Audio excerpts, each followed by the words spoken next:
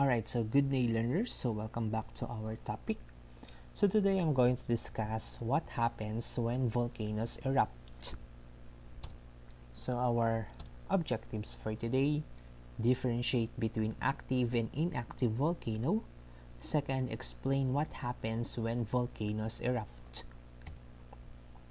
So what do you notice on the picture? So we have the active, the dormant, and the extinct. So active, ano ba yung active volcanoes? So active volcanoes, those that have a record,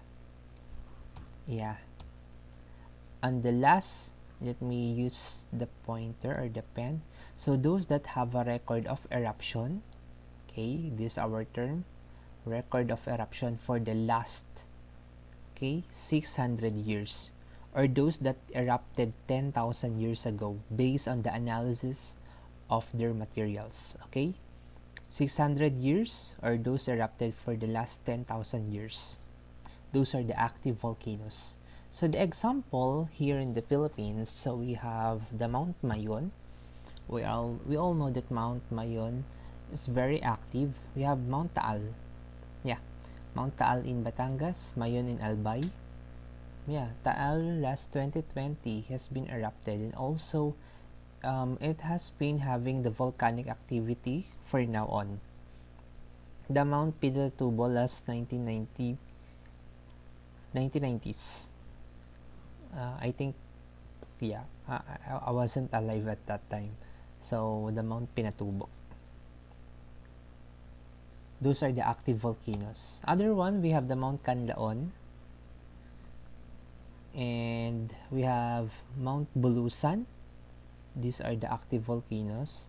And we have the Mount Hibok-Hibok in Camiguin, Mount Bulusan in Sorsogon, if I'm not be mistaken, and Mount Canlaon in Negros Island. Next, we have what we call the inactive volcanoes. So inactive volcanoes, these are also known as the dormant volcano. Ito yung mga natutulog lang pero mamaya biglang magkakaroon ng blast. Biglang sasabog. So sabi dito, if active volcanoes has a record of eruption between 600 to 10,000 years, so inactive not erupted for the last 10,000 years. Hindi siya mag-erupt for the last 10,000 years pero bigla siyang sasabog. Like in what we have been discussed for the Plinian eruption na suddenly erupt. So ito yon, mga inactive volcanoes. And their physical form is being changed by agents of weathering and erosion through formation of deep and long gullies. So these volcanoes have the potential to erupt. They are also referred to as the dormant or potentially active. So dormant or potentially active. Example, we have the Mount Balatubat in the Luzon Strait. We have the Mount Banahaw de Lucban in Luzon. And we have the Mount Kitanglad in Bukidnon. So next, we have what we call the extinct volcano. Extinct volcano means hindi na sila nag-exist. Or no record of eruption. They do not have a magma supply. Meaning, ito yung mga hindi naman volcano. No record of eruption even before and have no magma supply. Example is the Sierra Madre in the mountain range. Since this is an example of a mountain range and no magma supply. So, lagi natin tatandaan, a volcano, no magma chamber. Alright? Pag meron siya magma chamber, volcano siya. Pag wala, it is mountain. Next, let's move on. Let's go on to the volcanic eruption. So last time we have been discussed volcanic eruption. So volcanic eruption style. So ano ba yung eruption? Eruptions vary depending on the type of volcano and the different types of tectonic boundary. At destructive boundaries where tectonic plates is the key. If there is a movement along the plates or what we call the tectonic, so nagkakaroon ng mga paggalaw sa ilalim ng kalupaan, nagkakaroon tayo ng eruption or the sudden break ng mga crustal plates. I know we have two kasi, the oceanic plate and crustal continental crust and the oceanic crust, where moving the tectonic plate can cause earthquake, which then create fissures. Okay, pag nag-move kasi, for example, we have so for example, I have here two plates. Ito yung two plates, tapos meron na siyang ito yung parang pinaka boundary niya. So kapag naggalaw yan, magkakaroon yan ng tectonic plate, can cause earthquake. Yan, magkakaroon ng earthquake kasi gagalaw, then which then create fissures. Okay, so this one, yung mga fissures niya, from fault, yan, so allows the magma to escape. So yung mga biyak or mga butas, yung mga fault niya, dyan lalabas yung magma. So magkakaroon ng way to escape those magma. And these tectonic plates move towards, pwede siya mag-move toward, yan, pwede sila magbanggaan. Yan, pwede sila magbanggaan. Pwede silang move away o pwede magdumayo yung mga plates na yan, or pwede silang magkiskisan or move along side. Yan, pwede magkiskisan. Mostly yung mga dito siya nangyayari, yung mga volcanic activity during towards and away of the crustal plate, kasi sometimes on this transform fault, kasi ang tawag natin dito is convergent boundary, this one is divergent, and this one, yung mga alongside, yung mga ganyan, tawag natin dyan ay transform boundary. So mostly ito ay mountain ranges ang nabubuo niya. So that will be discussed when you enter on the next level. So these tectonic plates move towards, away, or alongside one another, that also triggers the volcanic eruption. So pag may mga paggalaw kasi sa ilalim ng kalupaan, so gumagalaw din yung mga mantle at yung asthenosphere niya sa ilalim. So yeah, let's have review.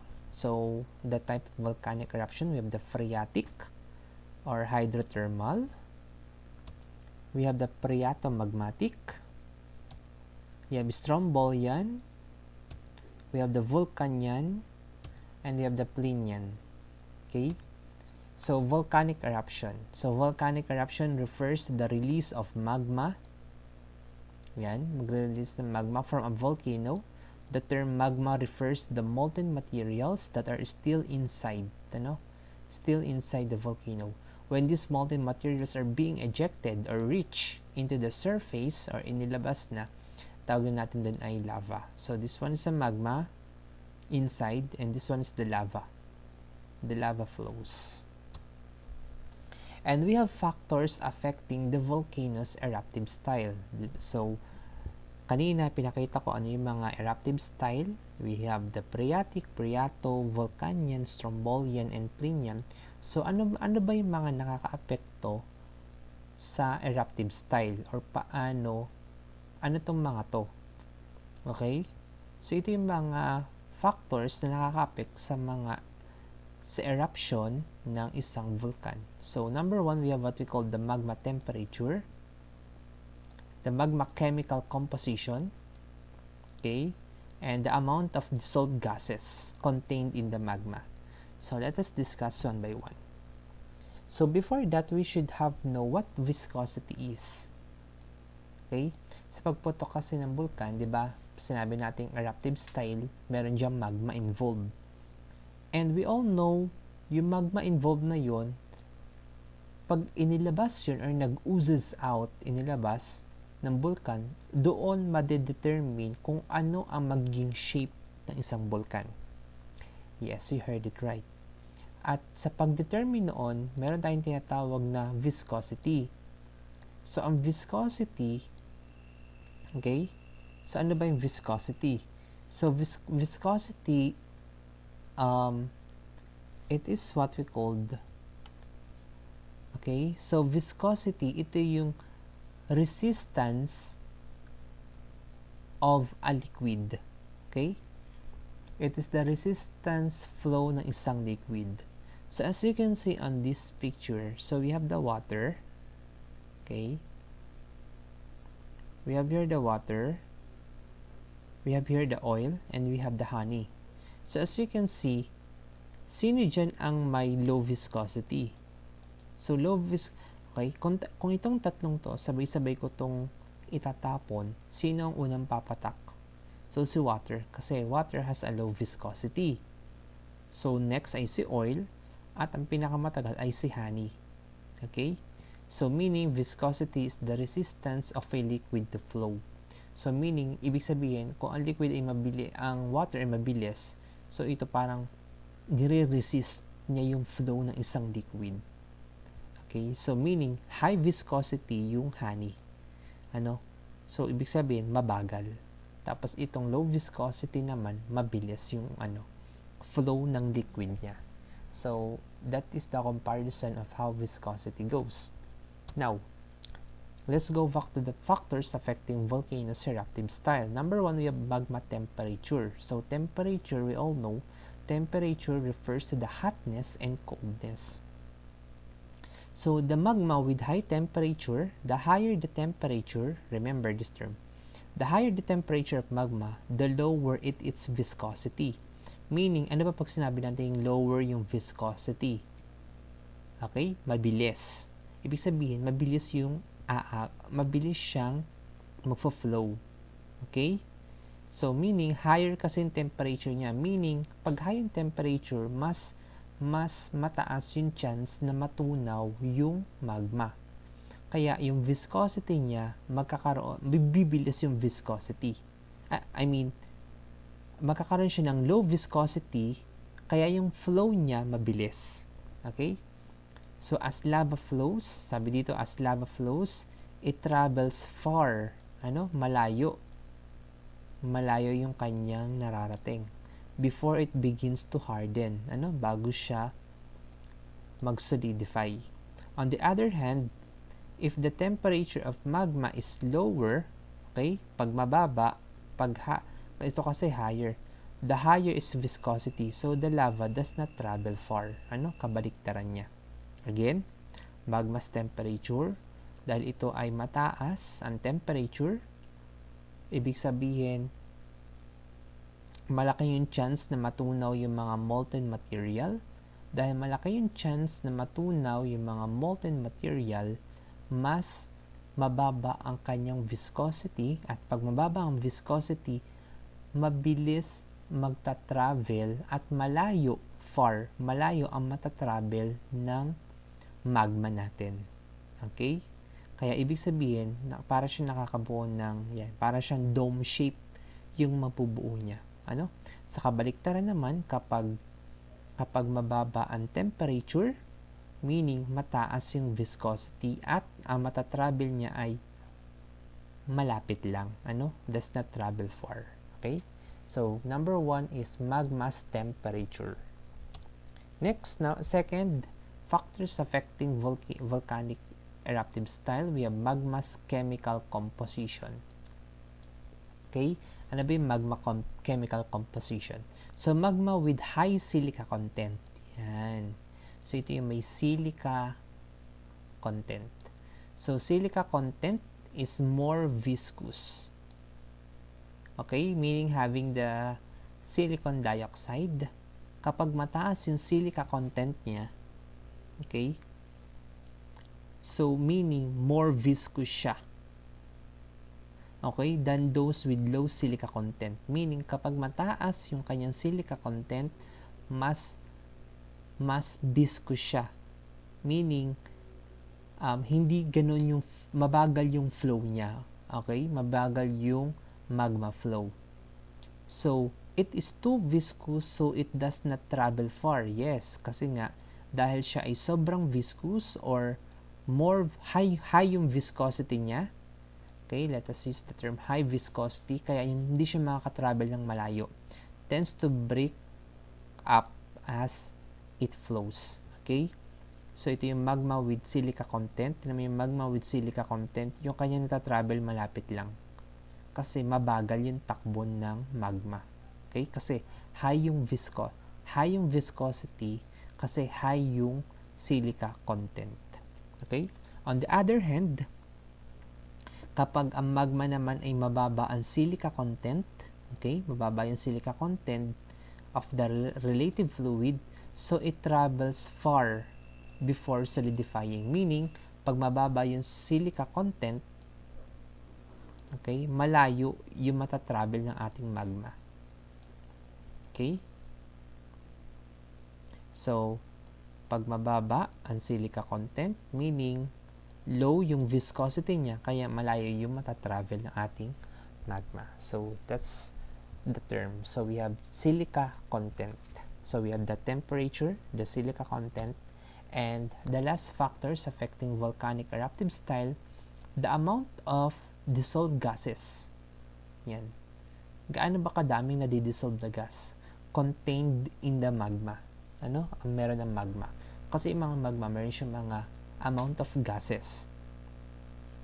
So, we have what we call the magma with low amount of gases. So, we have the columnar and dome. So, let us read this. So, we have when magma has high amount of gas. Again, when magma has high amount of gas, so mainly water vapor, the lava flow, yan. So, the lava flow is less viscous. Okay? So, low yung viscosity niya and increases its ability to flow. Meaning, malayo yung matatravel niya kasi less viscous siya at mataas yung amount of gas. Okay? So, yung lava flow natin, yung paglabas, so the magma, since the magma, when the magma has high viscosity, when it has a low amount of gas as it rises.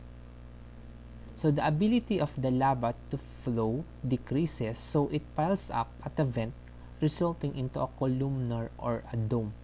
So meaning, if a magma ay mataas yung kanyang viscosity, again, kung ang magma ay mataas ang viscosity when it has a low amount of gas. So meaning, mababa yung amount of gas niya. Kaya ang mangyayari, magkakaroon siya ng parang patong-patong. Ano? So, ang mangyayari dyan, pag nagkaroon ng patong-patong, so, mababa. Yung travel flow ng lava ay hindi siya lalayo, malapit lang. Kaya sometimes, pag yan, minsan makakabuo lang siya ng, ito yung mga, kaya ang itsura ng volcano, yan, mga ganyan, mga perfect cone, like the stratovolcano. So, kapag naman high amount yung gas na nadidissolve, so meaning, less viscous siya, mas malayo yung matatravel niya. Okay? So, yan. So, for the comparison between lava flows, let us look at this. So, look at this. So, we highly viscous. Okay? Mag-create siya ng dome-like and travel little distance. Okay? Highly viscous. Ano ba pag sinabi natin highly viscous? High yung viscosity, hindi siya makaka-travel ng malayo. Ano? Pag high yung viscosity, meaning high yung silica content. Okay? High ang silica content when it comes, so ito yun, lava with low amount of gas at its rises high, viscosity that piles up at a vent resulting into a dome. So kapag ganito ang itsura, meaning, let's have, we have temperature, ang temperature niya ay magiging, dito is taas. So let me erase ko to. So I will use a pen. So dito sa highly viscosity, meaning ang temperature niya ay low, 'di ba? Low. Yan. So low yung temperature niya. Then yung chemical composition niya or yung silica content, lagay ko na lang SC. Yan. Ano yung silica content niya? High or low? Okay, high. Yan. High.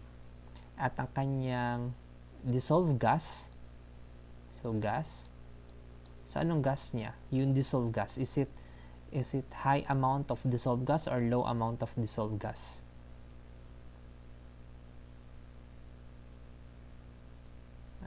Okay?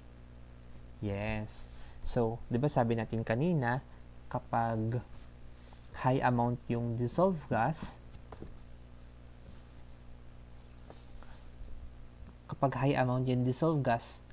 mas low yung viscosity niya. Okay? Magiging low yung viscosity. Okay, let us check. Diba?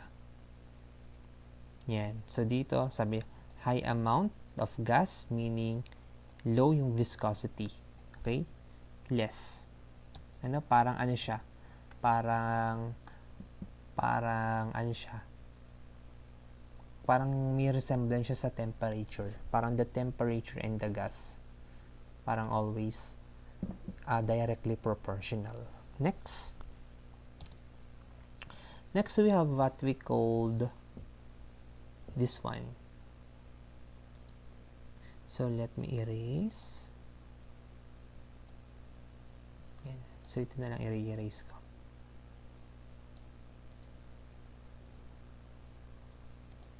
So, we have gas. Yan. Amount of gas dissolved. So, this one, the viscous flow. Thick flows travel some distance. Lava with high silica content is too viscous to travel far and tends to break up as it flows. So, meaning, yung lava daw may high yung kanyang silica content. Okay? So, it's either high or low. It's either the gas is high or low din. Okay? And travels some distance, and there's a thick flows. So, meaning, kung thick flows pa din siya, so the amount of gas is the amount of gas being is high. Kaya high viscosity niya. Kaya ang temperature niya ay so low. It's either pwede siya magkaroon ng low temperature and not to have the more viscous. Next, we have what we called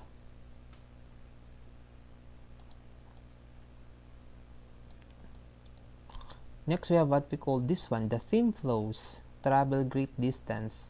So, lava with less silica content.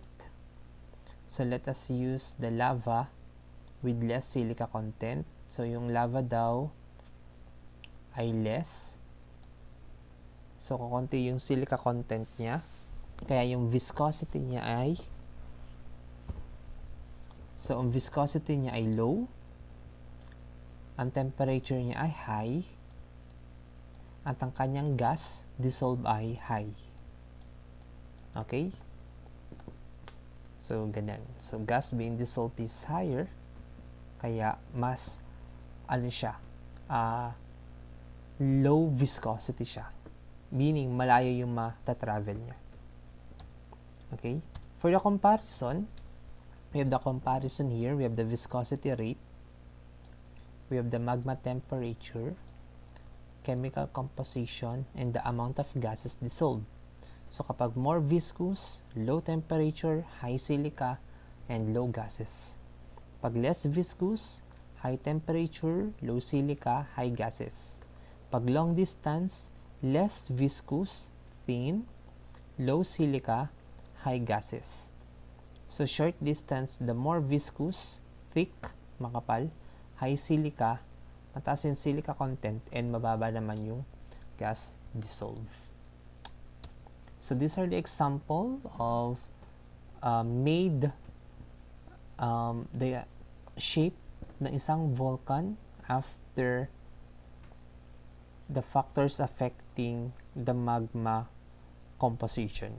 So, kasi nakaka-affect yung magma content sa shape ng isang volcano. And also, nakaka-affect din yon yung eruption sa shape ng isang volcan. So, for example, we have the St. Helens.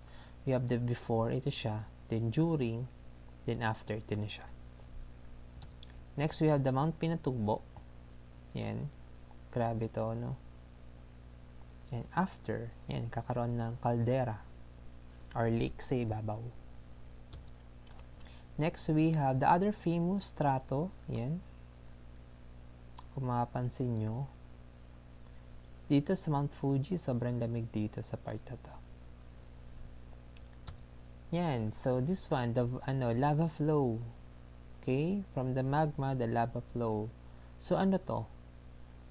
This one, in the Iceland. So, in this Iceland, so ano kaya to? Is it high viscosity or low viscosity? Okay. Tama. Low viscosity. Yan. Bakit kaya siya? Low viscosity.